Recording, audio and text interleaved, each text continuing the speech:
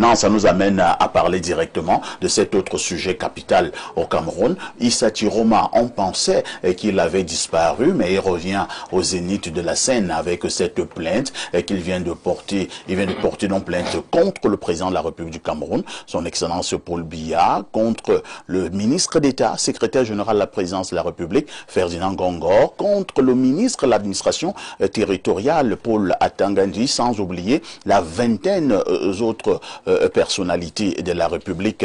Issa Chiroma Bakari estime qu'il y a eu des abus qui ont été perpétrés sur les populations après l'élection présidentielle du 12 octobre 2025 au Cameroun. Ma première préoccupation, et je m'adresse à Célestin Jamin, est celle de savoir, est-ce que M. Chiroma a qualité de porter plainte à ces personnalités que nous avons énumérées tout à l'heure? Deuxième chose, est-ce que le tribunal judiciaire de Paris peut être compétent? À qualité, eu égard au fait même du mécanisme de la compétence universelle, on peut de prime abord supposer qu'il est qualité. Maintenant, ce qu'il faut rappeler, c'est que M. Chiroma, ancien ministre camerounais, qui a été au moins à 2 reprises un détourneur patenté de fonds publics. Vous avez des preuves, je présume. Je rappelle que oui, vos confrères en ont parlé à l'époque des faits, notamment pour Kenya Airways. Il y a eu une question de 495 millions reversés aux ministres pour les familles, et les familles ont affirmé pendant si longtemps qu'ils n'ont jamais rien reçu. Premier cas. Deuxième cas de détournement. Il y a eu au moins 40 milliards mis en place pour la TNT camerounaise, parce qu'on voulait chasser Canal+ à l'époque. J'ai été invité avec Anissa Ekane, Henri Tekou-Issa Yaoundé, au palais de congrès, pour débattre des programmes 100% camerounais qu'il fallait mettre en place. C'était le lancement de la TNT. Il a reçu beaucoup d'argent pour ça. La TNT n'a jamais eu lieu, jamais été mise en place. On ne sait pas où est parti l'argent. Et n'eût été la magnanimité du président Paul Biya, M. Chiroma n'aurait pu être ministre. Il serait en prison depuis très longtemps. Passons là-dessus. Maintenant, pour revenir sur l'aspect judiciaire, M. Chiroma, il s'adresse au tribunal de Paris, dans le cadre de ce mécanisme que j'ai évoqué tout à l'heure, à savoir la compétence universelle. Je rappelle que le mécanisme de la compétence universelle, c'est un mécanisme qui est fondé sur certains crimes particuliers, notamment les crimes de guerre et les crimes contre l'humanité. Y a-t-il eu, puisque quand je regarde les chefs d'accusation, on parle de répression massive de l'opposition politique, détention arbitraire, torture, qui n'a pas prouvé, est-ce que le mécanisme de la compétence universelle s'occupe de ces infractions? À l'évidence, non. Premier point. Deuxième point. Les chefs d'État ont ce qu'on appelle l'immunité de la fonction, y compris notamment sur le plan international. Il s'agit du président Paul Biya, il s'agit aussi de Baranguele, qui a été cité dans ce texte, il s'agit du ministre de l'AT, le CED, du SGP, etc. Donc, il faut d'abord s'assurer que les infractions évoquées dans ces fabulations, dans ces allégations par M. Chiroma, relèvent de la compétence du tribunal de Paris sur ces cas-là. La réponse est non. Et même si c'était le cas, le chef de l'État a une immunité de fonction. Les chances sont donc nulles, totalement nulles. Peut-être pour les ministres, je ne sais pas, mais là encore, la procédure est extrêmement complexe. Parce qu'ils sont en exercice. Il y a eu un cas exceptionnel pour le Rwanda, parce qu'effectivement, ça rentrait dans la rubrique de la compétence universelle du tribunal de Paris, crimes de guerre et crimes contre l'humanité. C'est l'une des rares exceptions. Mais dans le cas d'espèce, on a vu des casseurs envoyés par Chiroma, que ce soit à Douala, à Yaoundé, un peu partout, dans la Damawa, dans le nord, pour aller éventrer les boutiques des pauvres citoyens. C'était des casseurs. Moi, j'en ai vu personnellement à Yassa. De retour sur Yaoundé, j'ai vu des enfants de moins de 19 ans aller casser des boulangeries, aller casser des bistrots, simplement pour s'abreuver. Et M. Chiroma dit, il faut lancer l'assaut, il faut lancer l'insurrection, mais moi je vais en Gambie pour préserver ma vie. Ça veut donc dire que la vie de ces jeunes gens n'avait pas d'importance à ses yeux. Seule sa vie a de l'importance. Donc il fait dans la forfanterie, dans du populisme de mauvaise aloi, et cette procédure judiciaire ne peut pas aboutir. D'abord, je ne suis même pas sûr qu'il puisse avoir l'ouverture, ne serait-ce que d'une enquête préliminaire, c'est pas possible. Encore moins la mise sur pied d'un juge d'instruction. Je crois que cette affaire sera tout simplement classée sans suite. Monsieur Chiroma ne peut pas être quelqu'un qui se prévaut de ses propres turpitudes. Ce n'est pas possible. C'est un monsieur au Cameroun qui a adoubé, qui a couvert, qui a voulu couvrir l'acte de Garbou. Vous savez, des militaires qui ont commis des gaffes dans le Nozo. Est-ce qu'on peut dire qu'il avait voulu couvrir? Peut-être qu'il avait eu un certain nombre d'informations. Il n'était que communicateur du gouvernement. Non, quand on est dans cette posture-là, quand on n'a pas toutes les informations fiables, tout à l'heure on parlait de Betty Assoumo, le ministre, qui avait des sources d'informations fiables, d'où ce communiqué, on a mis aux arrêts ce lieutenant ou ce caporal, je ne sais pas, sous-lieutenant. Et donc, dans le cas de Garbou, il aurait quand même pu, en tant que membre du gouvernement, parlant au nom du gouvernement, s'abstenir s'il n'avait pas toutes les informations. Ça n'était pas le cas. L'État lui-même est revenu dessus pour condamner ses propres militaires. Donc c'était une honte. Donc à qui fait-il la morale? Il porte une plainte parce que ces tentatives d'insurrection ont totalement échoué au Cameroun. Il a commencé à, comment dirais-je, prendre la direction du groupe de travail de l'ONU, pour effectivement d'essayer d'amplifier sur le plan international cette affaire. Ça n'a pas donné. Maintenant, il essaie de taper du côté de la compétence universelle du tribunal de Paris. Ça ne marchera pas. C'est un combat politique. Vous allez chuter. Et M. Chiroma n'a pas vocation, parce que pour moi, je le classe dans la lignée de certains présidents élus de Facebook, autoproclamés. D'abord, c'est une infraction. Il a traité le Conseil constitutionnel de tous les noms. Le Conseil constitutionnel qui a proclamé en 2018 des résultats. M. Chiroma était ministre. Il avait émis des positions assez graves sur un autre candidat à l'époque, qui s'était aussi proclamé président élu.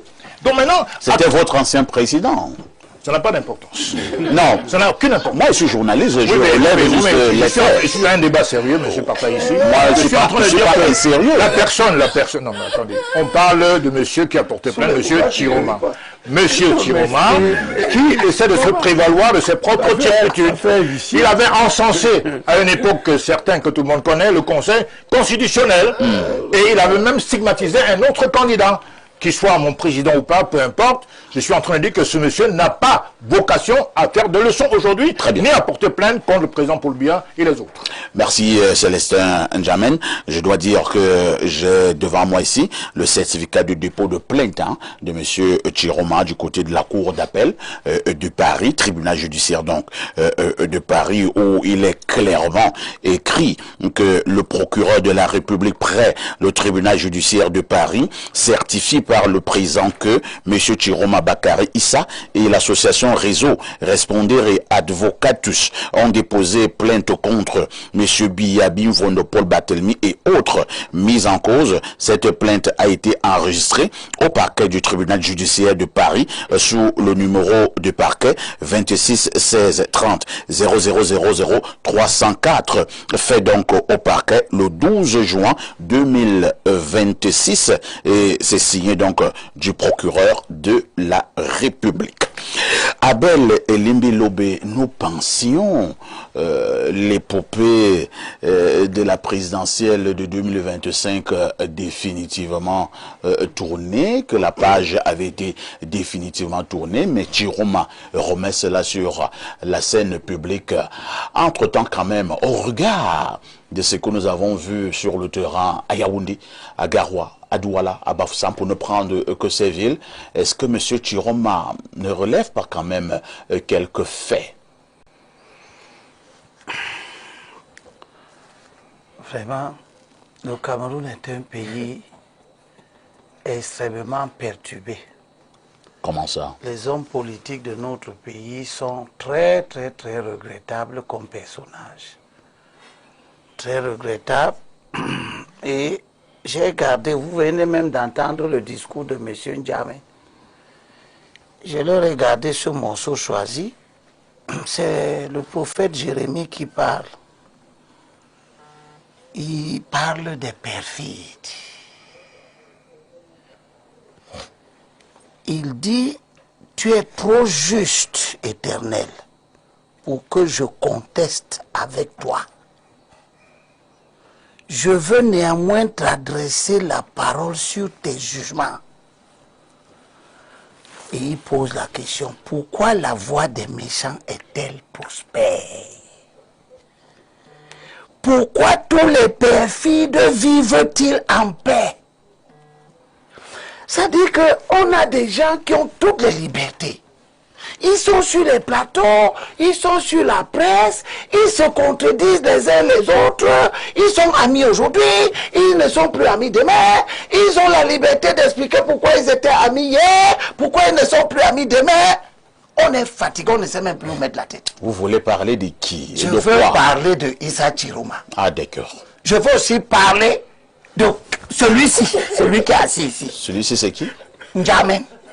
Qui nous explique avec emphase comment Issa Chiroma ne devait pas faire ceci. Et il a voulu organiser l'insurrection. Lui, c'est un insurrectionnel. Il voulait chasser Paul Biya avec l'insurrection en 2019. Il n'y a jamais eu d'insurrection, monsieur. Ah voilà, maintenant il n'y a jamais eu d'insurrection. Voilà. Il y a eu une manifestation. Il se baladait sur les plateaux de télévision pour dire comment l'armée de Paul Biya lui a tiré une balle dans la jambe. C'est l'insurrection, ça? Il était sur tous les plateaux. En français, hein, monsieur Nimi. Il était sur tous les plateaux. J'étais condamné. Est-ce que j'étais condamné? On a voulu lui tirer une balle dans la jambe. Dans la divagation la plus totale. Tu as perdu, Elimi. Il est maintenant sur le plateau contre Issa Chiroma. Tu es complètement perdu. Complètement perdu. Ce que je veux que ceux qui nous regardent retiennent. C'est pour ça que tes amis Kawa te rejettent complètement. C'est cette complètement rejeté de ces acteurs politiques dont l'inconstance, c'est ça, le manque de fidélité. C'est ça. Quand je vois ce Issa Chiroma qui porte plainte aujourd'hui contre Paul Biya, que la plainte prospère ou qu'elle ne prospère pas, ce n'est pas mon problème, parce que je sais qu'elle ne va pas prospérer. Et pourquoi? Mais c'est ce Issa Chiroma-ci qui était sur tous les plateaux quelques années en train de dire des choses que tout le monde considérait comme des mensonges, mais qui les disait avec emphase. Paul Biya n'a pas changé. Tel Issa Chiroma le voit aujourd'hui, tel il a toujours été. C'est lui, Issa Chiroma. Vous savez, dans les aéroports, il y a un drapeau là, une espèce d'entonnoir comme ça qu'on accroche souvent, on appelle ça la girouette. Elle indique la direction du vent. Celui-ci, les Issa Chiroma, les Maurice Kamto, sont ces girouettes de la scène politique qui courent dans la direction du vent. C'est pas excessif ça? Non! Paul Biya est devenu très bien. Le parti d'un parti social-démocrate. Paul Biya une dérive d'extrême droite aujourd'hui. Paul Biya n'a jamais changé. Voilà l'inconstance. Parti d'un parti socialiste pour devenir un climatiste patenté. Voilà la dérive. Voilà l'inconstance. Avant, tu es fidèle à mes convictions. Tu voulais porter plainte. Quand tu as parcouru Monsieur, je suis fidèle à mes convictions. Il était avec Kanto. Tu étais avec John Fondi, socialiste. John Fondi n'a jamais porté plainte. Il n'a jamais porté plainte. Tu es inconscient, monsieur. John Fondi. Tu connais la plainte. John Fondi n'a jamais été tribaliste. Il n'a jamais été tribaliste. Il a porté plainte. John Fondi n'a jamais été tribaliste. Tu parles d'inconstant. C'est toi l'inconstant. D'accord, tu as fini. C'est toi l'inconstant. Tu viens de faire avec des valeurs humanistes. Les extrêmes droites et la baniphobie la plus rétrograde. Monsieur N'Djamène. Des gens comme toi. Nous avons... Qui l'ont dit? Les gens nous avons suivi, hein. Attendez. Quand tu auras une attaque personnelle, je lui répliquerai à la seconde. Vous avez répliqué, permettez donc à Elimi de terminer. Voilà quelqu'un qui voulait renverser Paul Biya avec la rue. Il a fait des photos, il a parcouru les plateaux de viol pour dire que l'armée lui a tiré une balle ici dans la jambe. On n'a jamais vu la blessure. Aujourd'hui, il est sur les plateaux pour démontrer comment Issa Chiroma, qui était l'ami de son ennemi d'hier, Paul Biya était son ennemi d'hier. Quand il parlait de Paul Biya sur les plateaux ici, il voulait s'arracher les cheveux. Tu as été reçu par un ennemi de Paul Biya au ministère de la Justice. Et subitement, Paul Biya est devenu très bon. Parce qu'il est devenu dans le G20. Il soutient maintenant Paul Biya. Paul Biya n'a pas changé jamais. Tel tu le vois là maintenant comme très bon.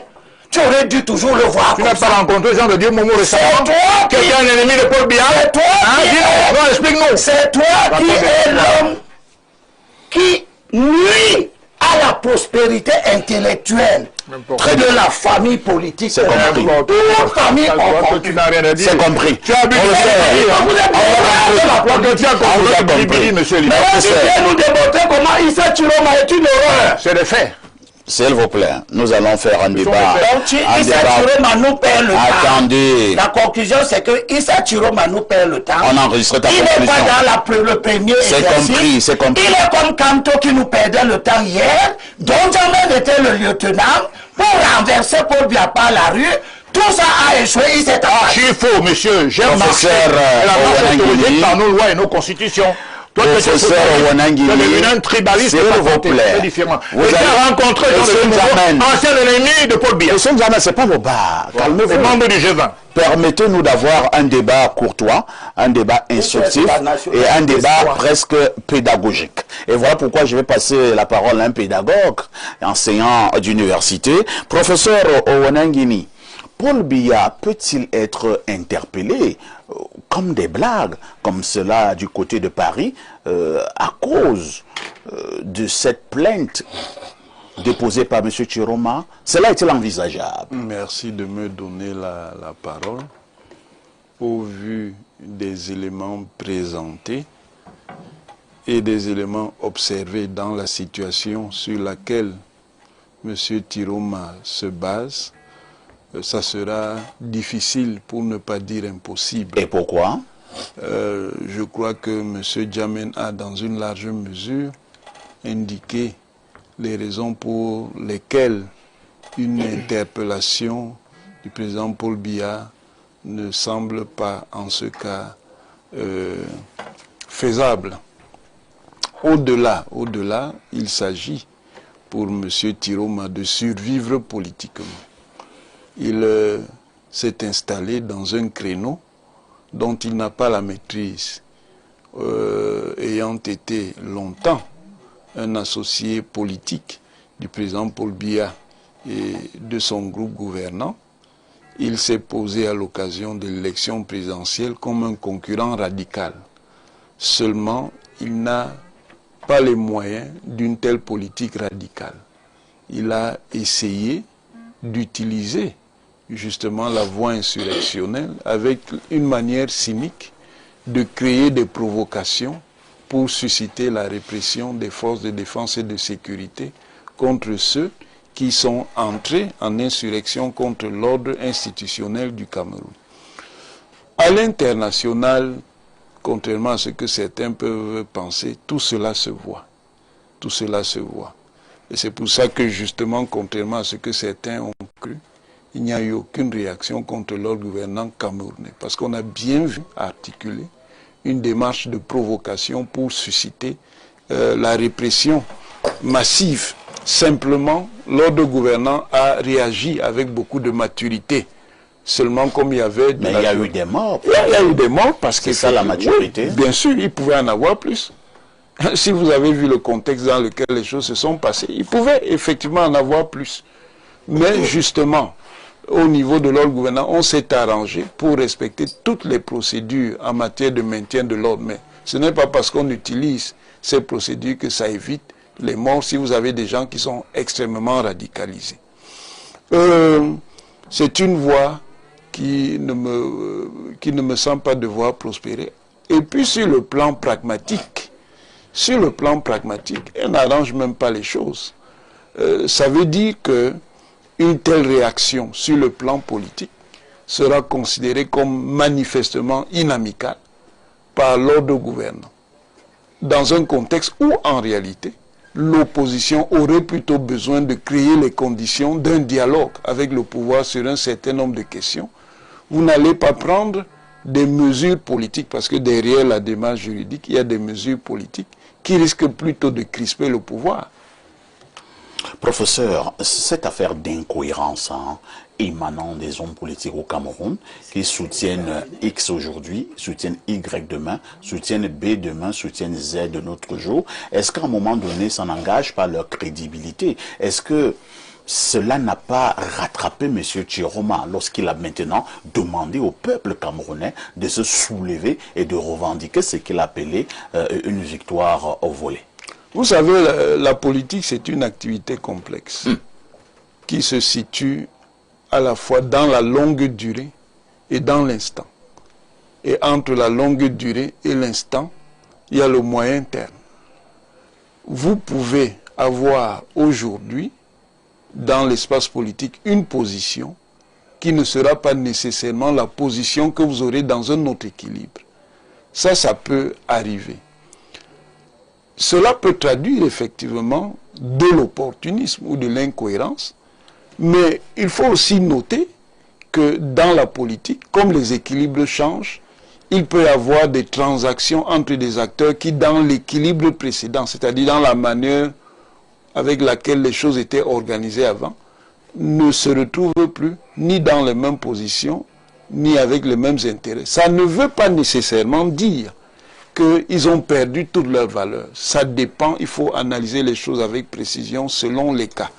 Mais en même temps, sur le plan de la structure du jeu politique, ça peut quand même indiquer un problème qui est la difficulté dans notre espace à avoir des groupes politiques et des hommes politiques qui se fondent de manière durable sur un corpus de valeurs. Ça veut dire que peut-être notre politique se joue essentiellement dans autre chose, soit les passions et les émotions, soit les intérêts bruts. Professeur, terminons par cet aspect des choses qui me tient rigoureusement à cœur. Lorsque vous avez un homme politique qui vous dit que Paul Biya c'est un envoyé de Dieu et qui vous fait comprendre que vraiment le Cameroun est une chance d'avoir un monsieur comme Paul Biya à la tête de l'État. Le monsieur vous le dit à 6 h du matin. Et alors? Et à midi, le même monsieur vous dit que Paul Biya c'est Lucifer à 28 cornes. Alors, est-ce qu'il n'y a pas un problème d'équilibre psychique? Non, ce n'est pas nécessairement incohérent. C'est cohérent. Ce n'est pas nécessairement incohérent. C'est donc cohérent. Je vais vous expliquer. Ce n'est pas nécessairement incohérent. Le registre que le monsieur dont vous parlez, le registre qu'il a choisi, c'est celui d'une politique qui est essentiellement basée sur l'émotion. Qu'ils disent que le président Paul Biya c'est un démon ou que c'est un dieu, c'est toujours le registre de l'émotion et le registre de la métaphysique. Donc il peut varier dans la position qu'il tient. Le matin, il encense Paul Biya, le soir, il le diabolise ou vice-versa. Il est toujours dans le registre de l'émotion. Cela signifie donc que nous n'avons aucun procès à faire aux hommes politiques du Cameroun. Non, vous pouvez effectivement, il n'y a pas de problème à le questionner, mais lui aussi peut vous répondre et vous expliquer pourquoi il a changé de position. Le mot crédibilité n'aura aucun problème. Le mot crédibilité n'est pas un mot absolu. La crédibilité... crédibilité n'existe pas en politique. Non, ce n'est pas que la crédibilité n'existe pas, c'est qu'elle n'est pas fixée dans du marbre. Les rapports politiques évoluent et les équilibres politiques peuvent changer. C'est pour ça que des gens qui sont ennemis en politique peuvent ensuite devenir des alliés et même après redevenir des ennemis. Mais maintenant, ça questionne sur le type de politique qu'on fait. Est-ce que la politique qu'on fait, c'est essentiellement un jeu de transactions, d'échanges, d'intérêts? Ou est-ce que la politique inclut aussi une vision plus morale, avec des principes et des valeurs? Est-ce que la politique, c'est aussi la capacité de réfléchir, de méditer sur les manières qu'on a de transformer la société? À ces différentes questions, on va répondre par des dispositions différentes, c'est-à-dire que les gens n'ont pas la même manière de voir les choses et n'ont pas par la suite la même manière d'agir. On dira donc par exemple, sauf si je vous ai mal compris, que Oumiobe et les Thomas Sankara n'avaient rien compris. Non, ils avaient choisi leur registre, celui d'une politique rigide de principe. C'était une bonne option. Ça c'est un choix, ça dépend pour répondre à cette question. Comment vous avez trouvé le choix? Ça dépend des valeurs que j'aurai. Et toi, tu as quelle valeur? Mais pourquoi vous voulez savoir? Soulé Honoriolo, votre regard sur l'attitude actuelle de Issa Chiroma Bakary concernant sa plainte contre Paul Biya et consorts du côté de Paris. Je pense que pour ajouter un peu de jus dans ce que dit Mathias Onanguini. J'ai lu quelqu'un qui avait écrit « No condition is permanent ». Aucune condition n'est permanente. C'est-à-dire que ça peut être aujourd'hui, ça peut être demain, tout dépend, n'est-ce pas, des cartes en place. Vous avez vu comment ça s'est passé entre Wade et Diouf. Diouf a mis en prison combien de fois le Premier ministre et puis. Donc, il n'y a pas de condition permanente. Tout dépend de l'instant et de ce qu'il faut sauvegarder. Bon, je voudrais aussi dire que je ne suis pas d'accord qu'on appelle Célestin Djamel une girouette. C'est excessif. Célestin Djamel est un homme caractériel. J'ai même envie de dire un réformateur anticonformiste. Il est très mal à l'aise quand ça ne va pas. Et il a même des idées de contestataire. Très peu savent que c'est l'un des rares, soit dans les années 2002, 2003, qui a posé sa candidature au NEC pour challenger John Fondi. D'accord? Donc, en réalité, c'est quelqu'un qui a son caractère, qui n'aime pas, hein, quand ça ne va pas, il n'est pas, il est mal à l'aise, vous comprenez? C'est Sankara disait que de la révolution, que les comme un bus, celui qui n'est pas bien assis peut s'accrocher ou descendre. Donc, qu'aujourd'hui, il fasse ce qu'il fait, vraiment, il faut, au lieu de Canada, il faut féliciter son caractère, son charisme. Maintenant, pour revenir à la question fondamentale, vous savez, moi j'ai beaucoup côtoyé Issa Chiroma Bakari. À un moment donné, je le voyais, je me souviens que tout le temps que je l'ai rencontré, il m'a dit qu'il ne peut jamais être candidat à la présidence devant le président Biya. Il l'a dit au moins 15 fois. Maintenant, nos conditions sont permanentes.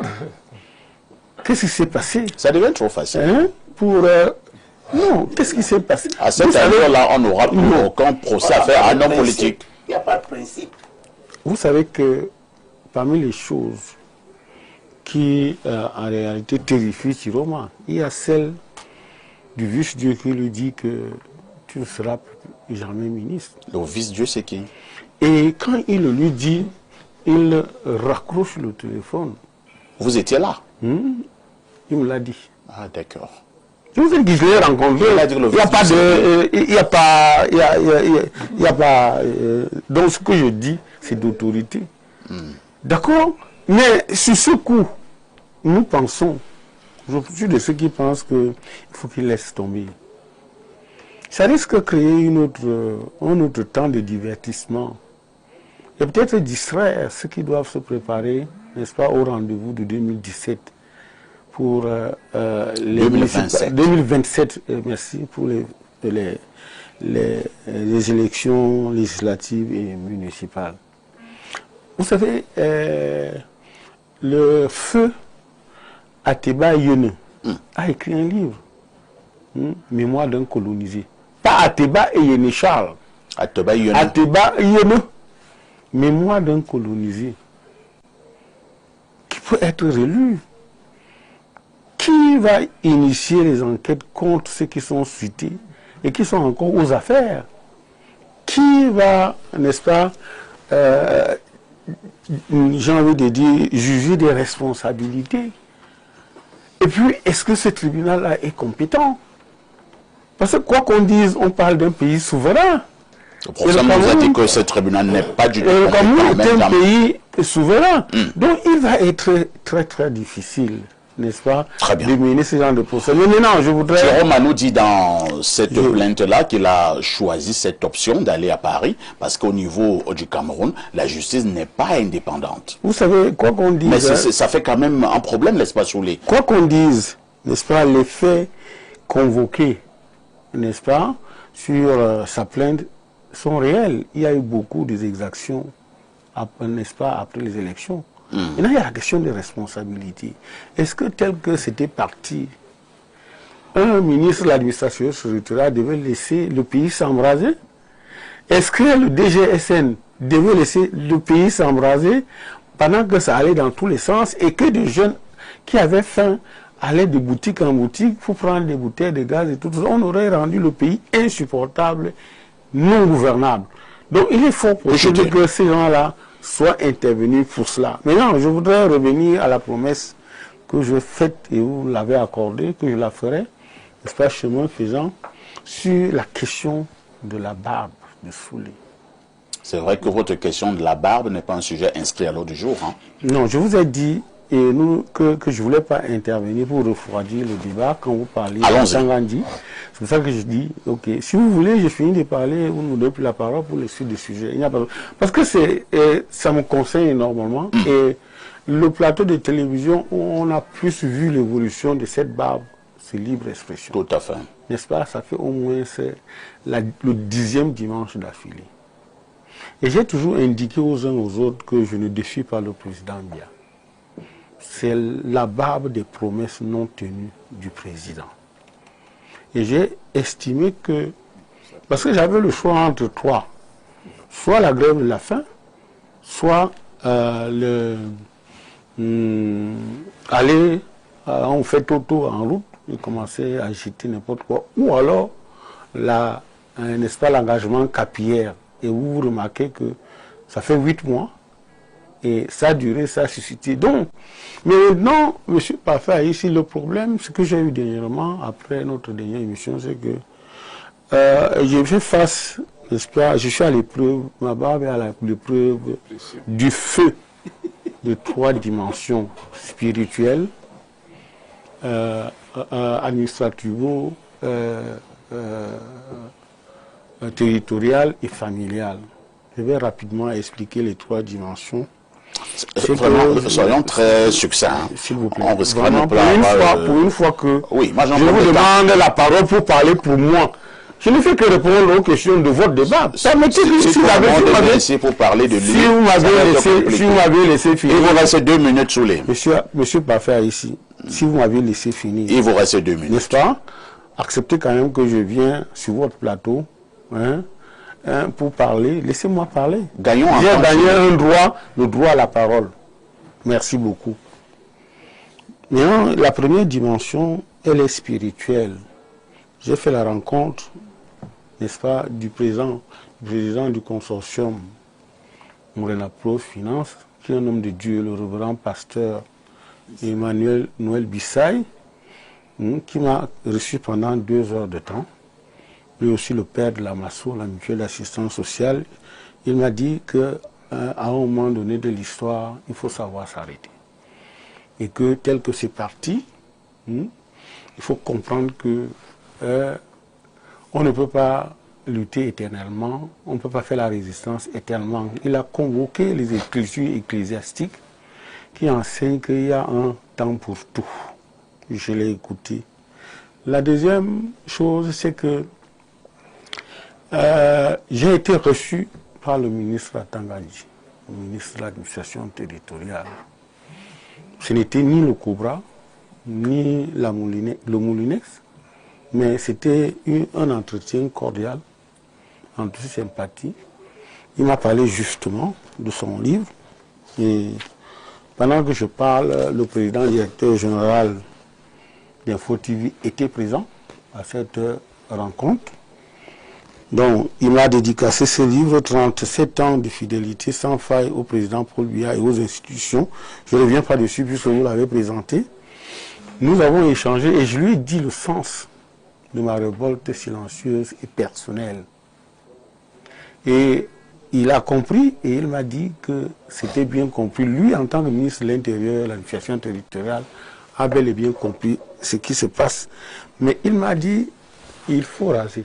Naturellement, et que il ne faut pas bousculer le président de la République. Le président de la République n'aime pas quand on force, quand les gens forcent sa main, et qu'il serait nécessaire. Alors, c'est final pour nous dire que vous avez fixé une date pour vous raser. Maintenant, je voudrais finir rapidement, n'est-ce pas, avec le livre d'Tangandji et la rencontre que j'ai eue en présence du PDG, n'est-ce pas, Mbala Dieudonné, Et j'ai compris, je lui ai dit que je suis en train de lire son livre et que c'est un beau livre. La troisième dimension, et je vais chuter par là, elle est beaucoup plus familiale. Mes enfants ont saisi le conseil familial de notre grande famille, la famille Bunyaola, n'est-ce pas, à Tchekos par Bokito, et ils ont estimé que leur père était devenu un djoundjou et qu'avec les vacances qui arrivent, ils ne reconnaissaient plus leur père et que ça devient de plus en plus affreux. Le conseil familial a désigné M. Tombi Aroko Sidiki et M. Kessin Ousmane. Les deux sont les présidents, n'est-ce pas, de la famille Bunyaololo qui sont venus me voir. Eux aussi m'ont parlé, ils m'ont conseillé de ne pas faire la pression au chef d'État. Que le chef d'État n'aime pas être bousculé, ils n'ont pas... En toute chose, les trois, la synthèse des trois, c'est que de plus en plus, ça je vous fais grâce de tout ce que les gens m'ont dit. Elim Bilobe m'a dit de raser, professeur Nangiri m'a dit de raser. Donc, je voulais chuter seulement en disant... Vous avez décidé donc de raser la barbe, c'est ça? Pour chuter, ça sera très facile de dire ça comme ça. Parce que c'est comme s'il n'y avait pas un sens à la résistance, à la révolte silencieuse. Ce que je leur ai dit à tous, que ce soit au ministre à Tangandji, que ce soit à Tombi Aoko, que c'est Ousmane du conseil familial, que ce soit au pasteur président du consortium de Napoli Finance, je leur ai dit, j'ai écouté. Je vais voir ce que je ferai dans les prochains jours. Et que je leur ça va être aussi comme les prochains jours. Non, je vais pas imiter le propriétaire des prochains jours. Je voulais simplement dire que, mais il est possible que je mette un terme à la radicalisation. Merci. Il est possible. Merci. Maintenant, ça dépend de ce qui va se passer. Monsieur Parfait, ici, est-ce que vous avez compris ce que je veux dire? Il est possible que je mette un terme à la radicalisation. C'est compris. Et que depuis longtemps, d'ailleurs, il y avait un comité d'organisation qui avait déjà été créé, n'est-ce pas, pour évaluer et voir s'il est possible que sous les Onoyolo tombe la barbe et se fasse tondre le crâne. Je voudrais redevenir tout beau comme Célestin, n'est-ce pas?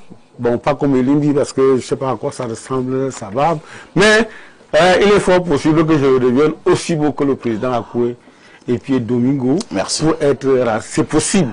Mais les trois, je voudrais dire solennellement, je chute par là, que les trois dimensions avec qui j'ai échangé ont été entendues. C'est compris.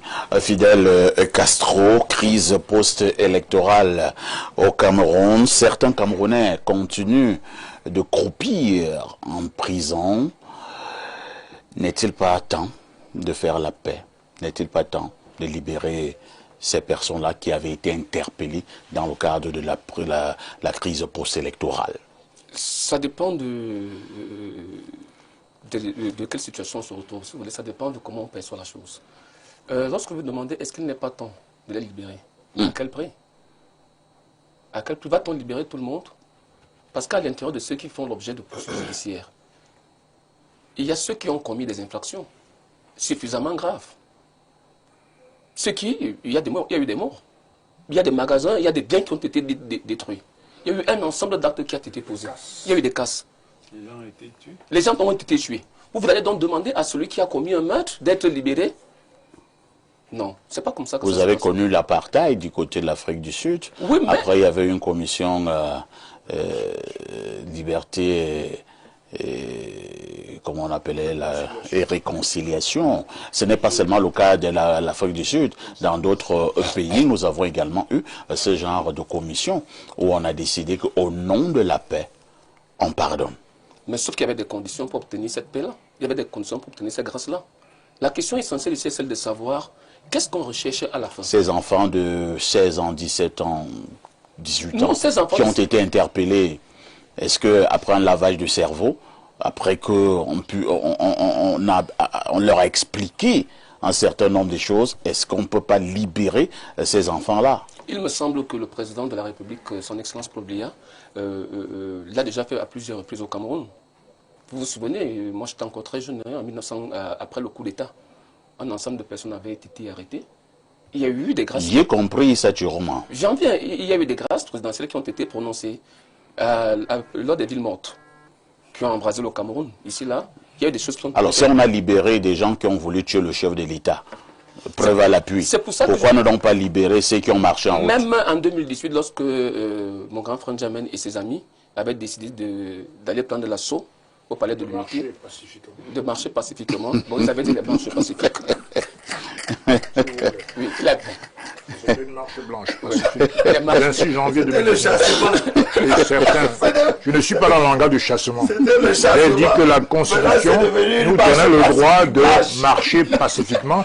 Et c'était une manifestation qui a été déclarée conformément à la loi. Ce n'était pas une insurrection. Merci. Contrairement à je termine par là. Oui. Le président de la République, dans un élan de réconciliation et de paix, avait également prononcé l'arrêt des poursuites judiciaires contre beaucoup, parmi lesquels le président de mon frère N'Djamène, le professeur... Non, l'ancien président l'ancien président. Je suis président de APA. Il ne faut pas dire des choses qui vont détourner les téléspectateurs. Je suis président national de APA, s'il vous plaît. Bon. C'est vrai que je suis passé par le MRC. Mais si quelqu'un était ton président, non. Et là, c'est ton président. Enfin, c'est en diplomatie. On dira que ton président. Non, pas faire ici. Je crois qu'il y a des gens qui nous écoutent, il y a des fidèles téléspectateurs de Info TV. Ils veulent qu'on leur dise des choses de manière claire. J'ai fait un passage au MRC, il y avait un président. Aujourd'hui, je suis président, s'il vous plaît. Je suis président national de APA. Il faut dire les choses clairement. Tu vas même devenir président du DPC. Moi, ce que je voudrais dire, c'est que moi, je suis de ceux qui pensent qu'il faut, à un moment donné, accorder la grâce. Merci. Mais sauf que cette grâce-là, pour ma part, doit passer par un certain nombre de conditions. Chiroma, dit-il la vérité à Koué Domingo? Non, mais je vais surprendre les copanélistes. Hein. Moi, je suis d'accord que lorsque vous avez un problème, que vous exercez vos droits, et un des droits absolus du citoyen, c'est d'ester en justice. Bon, maintenant, est-ce que le tribunal de Paris va se déclarer compétent ou incompétent? Ça, c'est une autre chose. Donc, moi, je pense que, au lieu, souvent, de faire la force ou de passer à la violence, si vous savez que la justice est là et qu'elle peut résoudre un problème, c'est mieux de saisir la justice. Donc je crois que je ne suis pas contre le fait que M. Issa Chiroma ait saisi la justice. Maintenant, moi je pense que la justice aura tout le temps de se prononcer d'abord si elle est compétente ou si elle ne l'est pas. Merci. Lisons une fois de plus ces quelques nombreuses contributions de nos téléspectateurs à travers le monde. Bonjour à vous sur le plateau. Le monsieur en lunettes noires n'est qu'un mendiant politique. Il était derrière Issa Chiroma. Il est derrière Paul Biya. Il ne connaît vraiment pas sa place au Cameroun. Il est victime de son propre égoïsme. C'est Olivier depuis Bonamoussadi. Un autre message sur ce plateau. Bonjour parfait ici, s'il vous plaît. Dites à Soulé de se coiffer pour son bien à lui-même et de trouver un autre moyen pour se faire entendre auprès du chef de l'État. Que disent ces téléspectateurs à partir du Canada? Bonjour Info TV, nous comprenons la révolte de Soulé, mais de grâce qu'il nous épargne par moments de ces longues interventions qui nous font carrément décrocher. Merci, c'est Monsieur Njoya qui envoie cette contribution. Une autre contribution ce matin en direct sur Info TV. Bonjour grand frère parfait ici, j'apprécie bien les interventions d'Eli Bilobé qui réserve avec justesse, peut-être vous l'avez dit qu'il dit avec justesse, un passage biblique pour définir le comportement des panélistes tel que, oui, il dit vraiment qu'il réserve avec justesse un passage biblique pour définir le comportement des panélistes tels que Célestin N'Djamène, mendiant politique de son état, la perfidie lui va, bon, vraiment, le reste là, c'est pas très important. Hein. Un autre message, bonjour au plateau et surtout à toi-même parfait, on doit depuis Ngaoundal. Domingo, c'est trop de quartiers et c'est bien dommage. Par contre, Castro, ce sont les textes, c'est limpide, on a compris d'où venait ce qui a compromis notre qualification. Prenons deux dernières réactions de nos téléspectateurs. Bonjour le modérateur des modérateurs. Bonjour au panel. Je souhaiterais connaître où me procurer le livre du ministre Paul Atangandji. Au Grand Soleil, j'ai toujours sa bouteille de vin rouge. Seulement, le caviar a fermé. Robert Yannick depuis Obobogo. Pour la bouteille de vin rouge, je sais pas. Bonjour, parfait à ici, à vous et à tout votre panel qui nous régale. S'il vous plaît, que M. N'Djamène sache que le discours de Abel et Limbi-Lobé emporte l'adhésion d'une très large majorité des littoraliens et désormais de très nombreux Camerounais d'autres régions et qui le trouvent juste équitable dans un contexte sociopolitique où le communautarisme, et qui est en réalité un prolongement du tribalisme, a pris le dessus sur l'idéologie. À chacun ses œufs et tout le monde est content. C'est signé Alexis depuis Douala. Et que dit cet autre téléspectateur sur Info TV ce dimanche? Nous prenons celui-ci. Bonjour à vous. C'est mon constat. Plutôt que de répondre à la question posée par le modérateur, s'en prendre aux panélistes, comme le fait Lobé, relève du sophisme ad hominem. Les auditeurs et téléspectateurs sont en droit d'attendre un débat d'idées. Quelle est donc votre position sur le fond de la question relative à la crise post-électorale? C'est NJP de Mokok par Ebolova qui envoie cette contribution. Limbi Lobé lève le doigt depuis 7 minutes. On lui donne 1 minute et demie. Allons-y, Limbi. Deux choses. Une fois de plus, écoutons la parole sacrée. Dieu, et c'est Jérémie en tant que prophète qui dit « Écoutez les paroles de cette alliance et parlez aux hommes. Dis-leur, ainsi parle l'Éternel, maudit soit l'homme qui n'écoute pas les paroles de cette alliance. » Et dans le verset 7, il dit, « J'ai averti vos pères, depuis le jour où je les ai fait monter du pays d'Égypte, jusqu'à ce jour, je les ai avertis de tous les matins en disant, écoutez ma voix. » Et Paul dit, toutes choses sont permises, mais toutes choses ne sont pas édifiantes. Pour dire quoi? Tu prends 1 heure de temps pour nous raconter des histoires que la sagesse la plus élémentaire voulait que tu saches que ta méthode n'aboutira à rien. Est-ce qu'il faut qu'Atangandji te dise que le chef de l'État n'aime pas les pressions? Pour que tu saches que le fait d'être dans un État comme celui que nous t'avons reproché amicalement ici, il faut d'abord qu'on organise une réunion chez les Lemandais pour te dire que ça ne peut pas aboutir. Il t'a manqué de sagesse et de discernement pour dire à Domingo, qui dit, oui, moi je suis d'accord que si quelqu'un pense que tout ce que tu penses que tu peux faire. C'est quoi, tu fais la réponse? Tout ce que tu penses. Non, je dis à Domingo par rapport à la démarche de Issa Chiroma.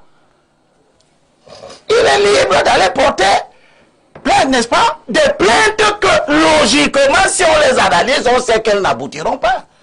D'où vient-il qu'on soit si libre de faire des choses insensées? Merci. D'où vient-il qu'on soit libre de faire des choses qu'on sait qu'elles ne donneront aucun résultat? C'est comme si vous me dites, oui, un enfant de 10 ans a le droit de vouloir commencer à construire une maison de 15 étages. Nous savons que ce n'est pas de la sagesse. Donc c'est pour dire à nos amis politiques qui nous écoutent que non, la politique a besoin d'exigences morales. D'un peu de vertu. Elle a besoin de vertu. Elle a besoin de fidélité. Atangandji écrit tout un livre de plus de 200 pages. 380 pour parler de fidélité. Où est-ce que vous mettez la fidélité Quand on peut être aujourd'hui avec John Fundi, on quitte, on devient avec Maurice Kamto, et parce que Maurice Kamto n'est pas allé aux élections, ou alors a perdu on s'en va faire une insurrection que tout le monde vous dit qu'elle ne va pas aboutir, elle échoue, vous lâchez Maurice Kamto, vous le lâchez sur tous les plateaux, vous revenez avec que demain vous allez lâcher, et M. Soule nous dit non, c'est du charisme. Nous enseignons à nos enfants que les gens peuvent se comporter n'importe comment en politique. Demain, le beau Emmanuel qui a détourné 3200 salaires par mois pendant 10 ans, il va venir vous dire que c'était une question de contexte. N'est-ce pas? Le contexte était favorable au détournement. Eh bien, je dis à mes amis, c'est faux. Ce que vous avez entendu sous le dire est faux. La politique a besoin d'ordre moral, de principes qui doivent guider, de l'intelligence qui doit nous permettre d'apprécier la justesse de nos agissements et la capacité que nous avons à atteindre les objectifs que nous poursuivons. Merci Abel Elimbi Lobé.